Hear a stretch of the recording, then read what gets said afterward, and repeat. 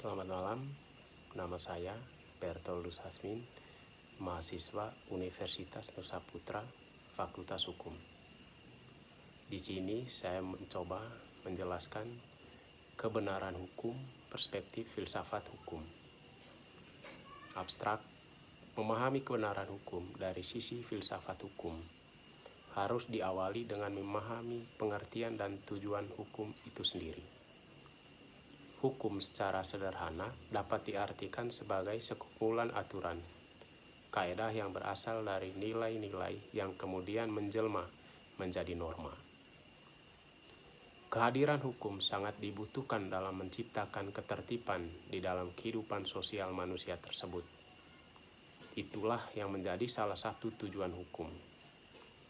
Dikenal 3 teori dalam menentukan kriteria kebenaran: teori korespondensi, teori koherensi atau konsistensi, dan teori pragmatis.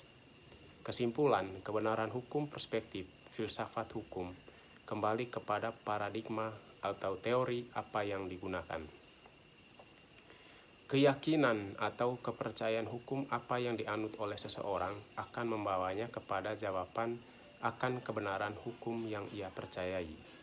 Maka untuk menuntun seseorang kepada kebenaran hukum yang sesungguhnya dibutuhkan ilmu, sehingga kebenaran hukum yang dicapai adalah kebenaran yang mutlak atau absolut. Tujuan hukum. Lalu apa tujuan diciptakannya hukum? Sutandyo Winyasubroto mengatakan apabila hukum sudah dikonsepkan sebagai institusi atau gejala sosial yang empiris yang termanifestasi dalam tindakan atau aksi serta interaksi warga masyarakat dalam kehidupan sehari-hari, maka hukum bertujuan untuk mengatur kehidupan manusia dalam masyarakat. Sutandyo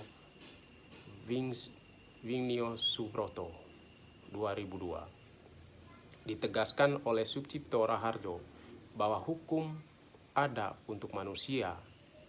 Hukum itu tidak ada untuk hukum itu sendiri. Hukum adalah suatu institusi yang bertujuan mengantarkan manusia kepada kehidupan yang adil, sejahtera, dan membuat manusia bahagia. Dalam rangka memenuhi kebutuhan hidupnya, seseorang manusia membutuhkan manusia lainnya. Manusia tidak dapat hidup sendiri. Manusia adalah makhluk sosial. Kehadiran hukum sangat dibutuhkan dalam menciptakan ketertiban di dalam kehidupan sosial manusia tersebut. Hal ini dimaksud untuk menghindari terjadinya konflik antara manusia yang satu dengan manusia lainnya. Sedikit mengenal konflik, konflik itu muncul pada saat manusia berinteraksi dengan manusia lainnya di dalam kehidupan bermasyarakat sosial. Manusia mempunyai kepentingan yang berbeda-beda. Maka dalam memenuhi kepentingannya rentan menimbulkan pertentangan dengan manusia lainnya atau conflict of interest yang berujung pada kehancuran. Oleh sebab itu diperlukan hukum yang mengatur agar tercipta ketertiban. Kembali kepada tujuan hukum. Dalam pembahasan mengenai tujuan hukum, Thomas Aquinas mengemukakan 4 macam hukum, yaitu lex eterna, lex naturalis, lex divina, dan lex humana. Peter Mahmud Marzuki. Lex eterna merupakan suatu aturan yang mengenal alam semesta melalui kehendak Allah sesuai dengan kebijaksanaannya. Semua makhluk berada dalam kerangka tujuan lex eterna, dan manusia mempunyai suatu tujuan tertentu karena manusia merupakan makhluk rasional. Lex naturalis, menurut Thomas Aquinas, tidak terlepas dari partisipasi makhluk rasional dalam lex eterna.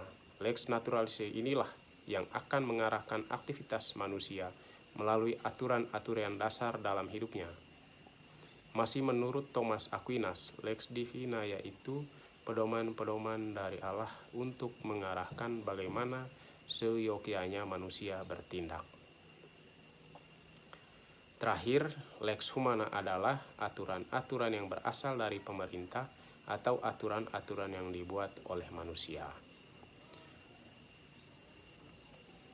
Demikian penjelasan saya malam hari ini. Mudah-mudahan bermanfaat bagi pendengar, bagi pemirsa. Sekian dan terima kasih.